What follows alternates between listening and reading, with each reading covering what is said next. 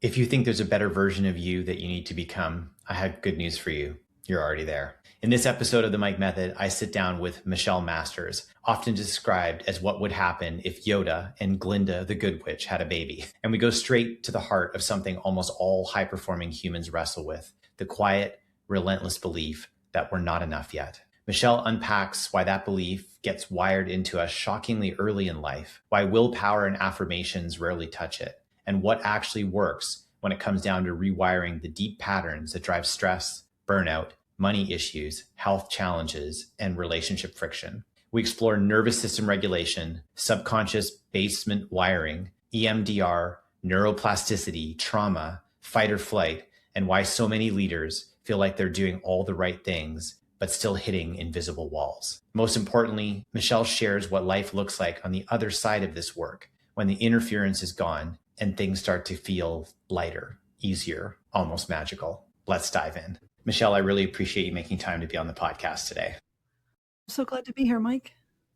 So as I was getting ready for this podcast, a thought came to my mind. And it's actually a question I had for you, which is, if you were able to whisper in the ears of every person on the planet, because you just realize something through your travels, through the work that you've done, that there's something that you wish all of us just knew, what would that be? I was doing a workshop. I just finished a retreat for a group of professional speakers, and it's the 5th time I've done it for them. In the first year that I did it, I was trying to get a feel for the group because none of them knew me. I didn't know them. And I asked them what they wanted.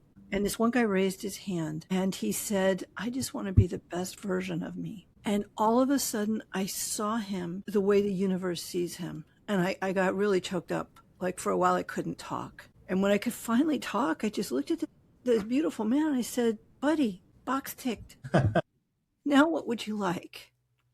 Because, we think there's a better version of us that we have to get to. And the truth is, you are enough right now. Will you keep growing? Will you keep expanding? Absolutely. But like who you are right here, right now is completely lovable, completely worthy, completely magical. And the only tragedy is that we don't know that yet. Why do you think it is? I think that young children, I don't know what age this changes, but it changes at some point in our life, right? Like when we're young, we believe that to be true. Not every child, but let's say most children would believe that is true. So at some point we stop believing that. We stop believing that, and we grab onto this belief that we have to be a better version of ourselves, right? Like every day has to be 100%. And if we show up below 100%, or our version of what we think 100% is for us, then we're not trying hard enough. We're not, I guess in hustle culture today, we got to hustle more. What do you think it is that causes us to lose that connection to that core belief? For some people, it starts in the womb, but it's usually in place by age 3 for everybody. Really? Our beliefs about our worth, our enoughness, Yeah. pretty much in place by age 3, definitely by age 6. And they start as associations. So kids can't really, first off, tell the difference between their experience and other people's experience. Like that doesn't come online till 7 or 8, long after this stuff is in place. So sometimes parents, because they're human beings, they have bad days. They get stressed out. They get upset. They get angry. Even if it's not at the kid, it doesn't matter. The kid will equate that it's because of them on some level, because everything is about them. I remember hearing this veterinarian talking about how to train a cat. And she said, if you yell at a kitten, the kitten doesn't think there's something wrong with it. They think there's something wrong with you. And a fair point. But if you yell at a kid, they think there's something wrong with them. Now, if 2 adults are in a room and one of them yells at the other adult, kitten still thinks, yeah, there's something wrong with you. Kid still thinks there's something wrong with me. If a parent doesn't feel good about themselves, kids still think there's something wrong with me. And so if our parents didn't have a robust sense of self-worth, and I don't mean confidence, like true self-worth is kind of like the feeling of being in love. If you've ever had the good fortune to be in love, you feel great about the other person, you feel great about you, but frankly, everybody looks better. Everybody's more beautiful and glowy, right? Yeah. The sky is bluer, the sun is brighter. That's the feeling when we have an actual sense of our true worth. And so if parents don't have that, because they're humans and they have their own history, they can't actually communicate it to a kid. Like telling a kid, you're amazing is not the same if the parent themselves isn't embodying that feeling. And so it's a real glitch in the wiring. Like I would write a strongly leaded worded letter to somebody, in complaint, if I knew where to send it. Yeah. Yeah, because the brain isn't designed to update itself. Unlike your phone, once that stuff gets in and gets stabilized at around 6, it will run until death unless you know how to change it. And most people try to change it consciously, which almost never works because it's not stored in the conscious parts of the brain. It's stored in the really old parts of the brain that are sort of password protected. So the only way to really change it is to access the parts of the brain where that patterning is stored. And then if you can access that and rewire some things, then you can actually start to update those old beliefs and they just start to run differently. But otherwise, and until recently, there was no way to really do that other than have a near-death experience or something. And those are expensive. I feel like the whole belief pattern around affirmations was intended to try to help to rewire that thing. But I think the problem is, as you say, this is in our subconscious and this is so deep, it's ineffable. We aren't able to put words to it. And so trying to use words to change what is an embodied experience that is at that point almost feels like it's at our cellular level. Yeah. To be able to work our way through that sounds like it's a challenge, but it sounds like it's possible. Oh, yeah. What makes it so much easier is if you're actually working directly with the patterning that's generating the lack of worth, right? Okay. So the analogy I use, if you think of your brain as a building, the subconscious would be the basement, right? So if you've got old wiring in the basement and you send a bunch of electricians up to the penthouse to talk about change, right? Eventually somebody's got to go down in the basement. So if listeners are hearing this right now and they're like, well, I don't know how to access the basement. I buy into this. I hear the analogy. It makes a lot of sense to me. And maybe even they feel in their body this experience of that. How do you access the basement? Yeah. Well, this is why I have a job. Frankly, it's very hard. I've been doing this work for 30 years. And when I have stuff up, I usually go see somebody else rather than trying to do it yourself in the backyard, because you'll be blind to your own blind spots. Of course. There is a way. So there's a couple tools that I use in my work, either one-on-one or with people. And I put them in my book because I know there's people I'm never going to see. And I want there to be an easy way for people to start to get stuff rewired. There are ways to use the feeling that comes from it to access, because the feeling is where it all starts. All beliefs start with a feeling or an association. And if there was a really bad experience, sometimes my teacher Carl used to call the boom boom or the drip. So if there's a big explosion and something bad happens, it only takes one time to get a belief in place, oh, it's not okay for me to ask what I want. It's not okay for me to exist. It's not okay for me to be me. A really bad day can be a one trial learning. And then for other people, it's kind of the drip, drip. It's not terrible, but day in, day out, it's just sort of not okay. So accessing so those feelings then get translated into meaning and get stabilized in your neurology. And they run 24 hours a day, 7 days a week from then on. So if you're doing affirmations, you're consciously paying attention to something for a few minutes a day, but but underneath that is running a 24-hour a day, of not enough, not okay, not okay.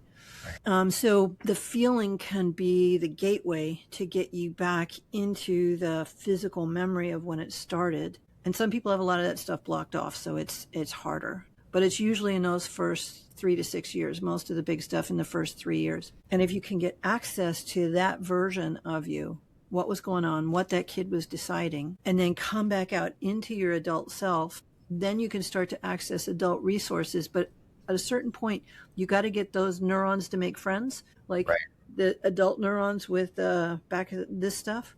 Yeah. And so we usually... And house needs to talk to the basement. Yeah. Literally, you need to run a wire. Right. And in this case, the wiring is your neurons. You need to connect, have new neurons make friends. And so the technique we usually use is something called anchoring, where it can be a physical touch, it can be a spatial anchor, but you get something that is associated with the original feeling, something that's associated with what you know now, and you put them together. And if you can get them to fire off simultaneously, neurons that fire together wire together. So it is a little, like I said, if you've not done this before, it's a little hard to do on yourself. But there are I've created patterns. Other people have created processes where you can go through, and it starts to do that. Is this?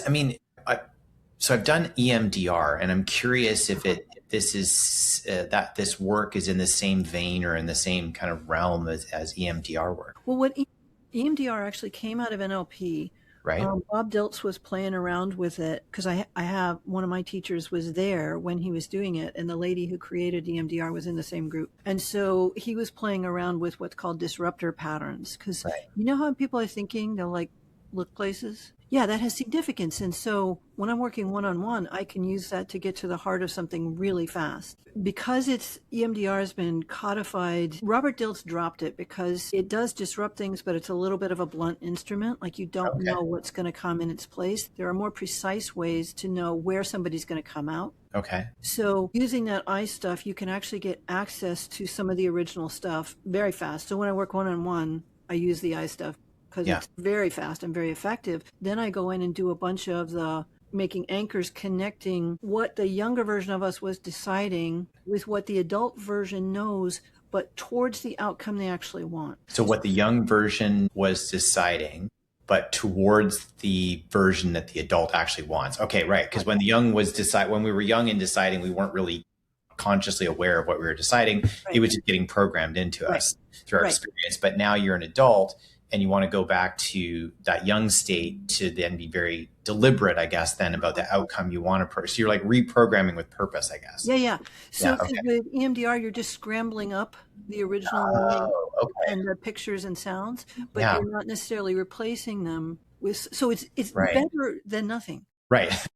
No, and people have gotten really big shifts. I want to make really clear with this kind of work, you can go in and say, okay, now how likely is it that kid that is the source of their parents' problems? Like if some other kid came in instead, are the parents suddenly healed?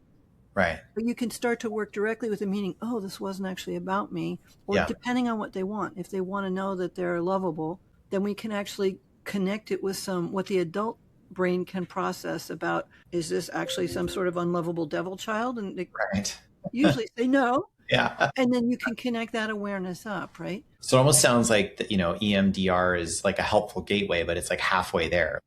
Yeah. It is helpful and you're doing the work, but it is taking away, but it isn't replacing with the thing that you need to move you towards what you truly want. Well, the system will probably replace it with something, but we don't know what. Oh, I see. You don't necessarily want to leave the brain up to its own devices. Right. So it's kind of like, I guess, life abhors a vacuum. So in this particular case, the brain abhors that vacuum and will create a narrative or fill in a story or fill in something. And so why wouldn't we choose what it is to fill in? I think that's what I hear you saying. Yeah. And again, still, it's usually much better than nothing. So I don't mean to diss EMDR. It's just we can do. No. We have the technology. Well, I think it's good because I think some of these things are, they're out there in the world right now, whether it's EMDR, psychedelics, or traditional talk therapy. And for people that recognize that, hey, I'm having a repeating pattern and I don't really want this to repeat anymore, but it just keeps happening. I'm not sure what to do. And there's all these various modalities and, with YouTube and the internet, there seems to be more and more that are put out there into the world. And I think just for people to have a working understanding of where to get started, and also that maybe one tool by itself isn't the solution. Yeah, I mean, we're blessed with a plethora of tools. And, as I've been doing, when I started this work like 30 years ago, the common wisdom in science was neuroplasticity is not possible. That was the... Right. And then sometime in the late 90s, they started to say, Eureka, we have discovered it's a thing. And there's been a lot of this stuff because the tools that I used weren't based on any theory. They were based on observation of things that actually instigated big changes for people. Kind of like a bumblebee that's not supposed to be able to fly, but it does. This was like a collection of the best bumblebees they could find. Oh, there was something else I was going to say. It'll come back. It's reminding me of, you brought up neuroplasticity. It's reminding me of a friend of mine, Dr. Dan Engel, wrote a book called The Concussion Repair Manual. And the research that he was doing around concussion, up until then, effectively you had a concussion. It's like, that's terrible. You should probably not see bright lights. You should not stare in front of a screen. And then we just need to wait for some period of time until the brain swelling goes down. And then After that, maybe there'll be some residual damage or not. We're not sure. And particularly with athletes that were getting multiple concussions, right, over their career span. And the work that he's a psychiatrist. So the work that he started to do was to say, we know neuroplasticity is a thing now. So I wonder if we could actually wire around the damaged areas of the brain. Like, could we use neuroplasticity to rebuild function in people that have actually had a traumatic brain injury in one area and see, could we wire around it as opposed to simply waiting to see what would happen? And the book that he wrote was about the success of that work, of being able to wire around the damaged areas and to return function and intellectual capabilities that might have been diminished, lost, hampered in some way as a result of having a concussion. Yeah. And then, see, don't we live in an amazing time? Yeah, right. Like I know. And it's funny because he's also a plant medicine specialist. So he also started realize that maybe plant medicine might be able to help to instigate, but also speed up the neuroplasticity. And that became a key part of the work that he ended up going into, trying to figure out, well, he's an MD and a psychiatrist coming from a very traditional background. And he's like, I think there's other ways we can pull this off, but they're not really mainstream. So he went down a rabbit hole of trying to figure this stuff out. And that became his life's work. And I find that fascinating because I think when I remember when I was a kid, I would go to the doctor and the doctor would say, we have to take 2 of these and you have to go see this other person. I'm like, okay, cool. It just like accept that as the path. And then that was it. And I think today, what I've learned at least is that, and what I've seen with friends is that we're really in charge of our health journey. And we have all these various people that we can go to see with all sorts of different protocols, but there isn't like one master person the way we used to consider our GP, right? As the guide to all things medicine, that we may need to be doing a lot of our own searching to try to find what the answer is. Yeah. I was working a delightful client, a trauma specialist, but having a session for themselves. And we got access to the root of something that was traumatic for her. Yeah. And worked on it. And afterwards she said, it feels different. And I said, well, yeah. And she said, I can't get the old feeling back. And I said, the bad feeling. But she still had the memory though. Yeah. She just couldn't have the feeling attached to it. Yeah. Oh, wow. And she said, but it's different. And I said, yeah. She this was so amazing to her that it could change like in the course of 90 minutes. That's wild, because you think like if you've got a traumatic experience and you have a distinct memory of it, and that memory is tied to an emotion, to all of a sudden no longer have the emotion or the feeling that's attached to it it would be incredibly freeing experience. I can imagine for her to go through that. Yeah, for anybody. And the thing is we all have some of those. And they're still running. And they run 24 hours a day, which means that there are parts of us that have been in fight-flight at different levels that are still in fight-flight. And so many of the illnesses that we see, and I've been teaching this for 30 years, I only recently noticed the ways in which I was carrying the effects of decades of fight-flight when my endocrine system crashed. Because it affects your digestion, your immune system, your endocrine system, the long-term fight-flight. And so the consequences of having that stuff running for so long are so much deeper than we realize. Yeah. You think about, I think nervous system work that's sort of taken off in the last number of years, where we're finally talking openly about the reality of how much our nervous system has got wiring that's got a lot of history to it, and how it is affecting all the areas of our body. Whereas and some people say, oh, it's burnout, it's stress or whatever, right? Like they'll look to like an occasion that occurred that makes them feel that way versus, oh, this is programming that's been going on a long time. And my nervous system is connected to all the areas of my body. And these manifestations of symptoms that are occurring are actually to do with my programming. But that's a hard, to get to that place, right? A recognition of that place. I think, Gabor Mate's book, The Body Keeps Score, was all about that, right? Oh, no, sorry. When the Body Says No, The Body Keeps Score is not Gabor, but When the Body Says No. And his research was into autoimmune diseases, and his belief pattern, having researched this and been a physician in this area, is that the immune response when the body attacks itself is actually to do with what we're talking about. It's to do with something that's gone on in our neurology that is baked in, and it's a pattern that's repeating. It has to do with trauma that we experience at some point in our life, and it's playing out this way. I read, I mean, the stories that are in that book are unbelievable. Like they're believable, but I'm sorry, just not something I'd ever heard about before. And I felt it quite fascinating to listen into people's stories and then connect that to something that I would have thought of as, oh no, they have that disease because people get diseases. And Gabor's comment was, well, no, these are not transmittable diseases. It's the body attacking the body. Yeah. Yeah. Us attacking us. Yeah. Yeah. As my teacher Carl used to say, when you're at war with yourself, who wins?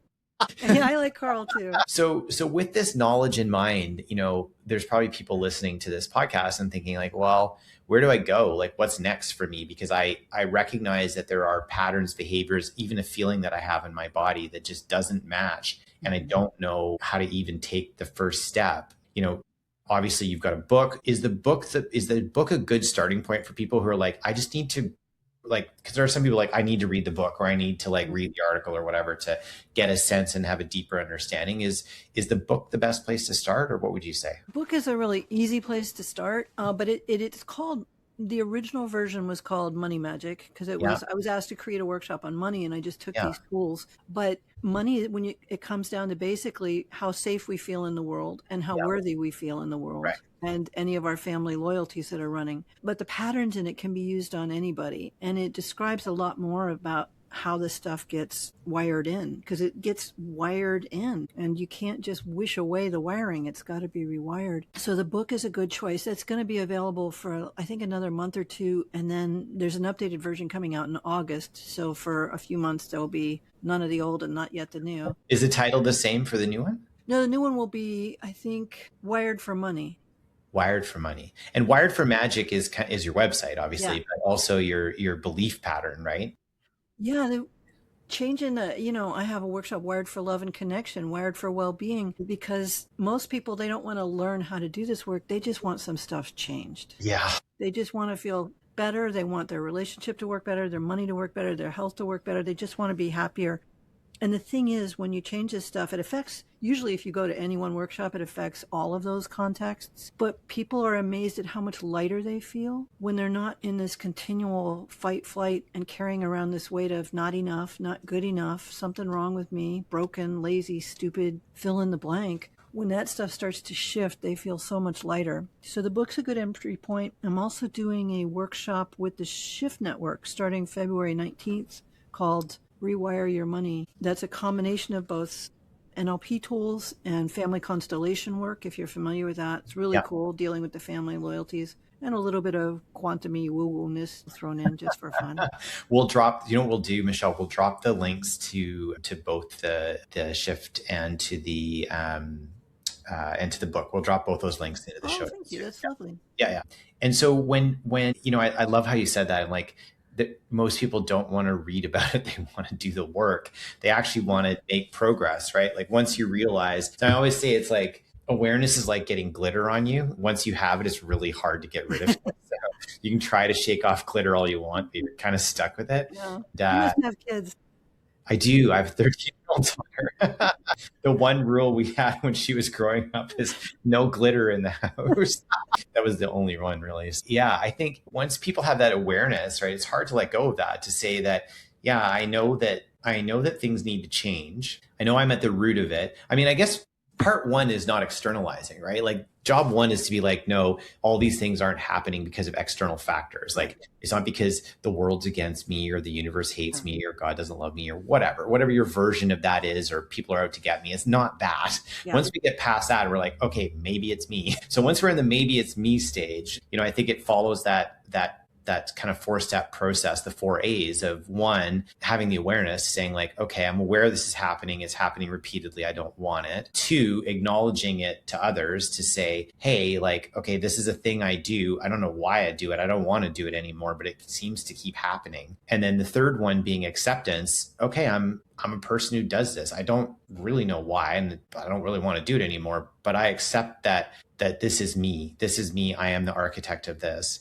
And then that 4th stage is action, which is how do I take massive action in the present to shift it so that I can make different choices moving forward, that my reason, as the Stoics would say, my reasoned choices are towards what I want, towards the purpose or towards the goal that I want. And it sounds like, the work that you're doing is helping people through that journey. Yeah, and without having to use a ton of stress or willpower. Yeah.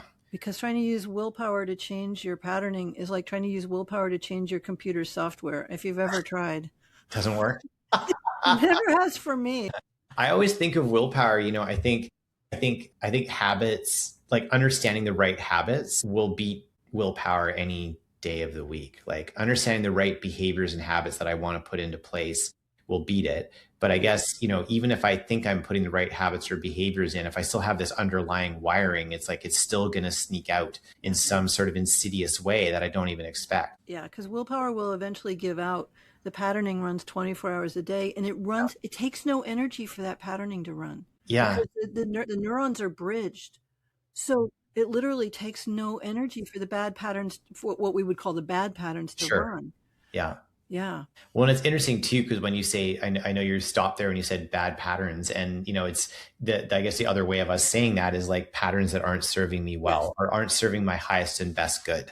Old patterns. Yeah. And old patterns. Yeah. And so once people have that awareness, like what's the other side of this look like? So they've done the work, but you gave the example of the woman who says, I don't have this emotion attached to this memory anymore. What are the types of outcomes that you see people creating in their lives as a result of resolving these past wiring issues that they have? Well, this is why my company is called Wired for Magic, because it feels like magic.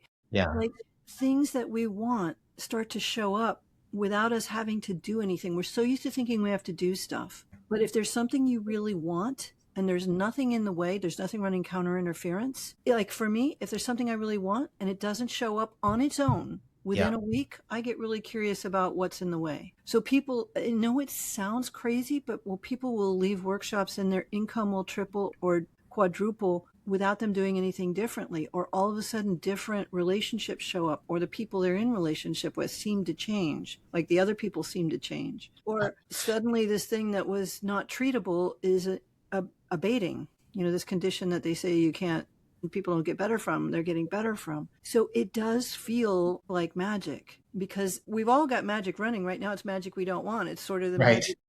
Like the black magic first. Yeah.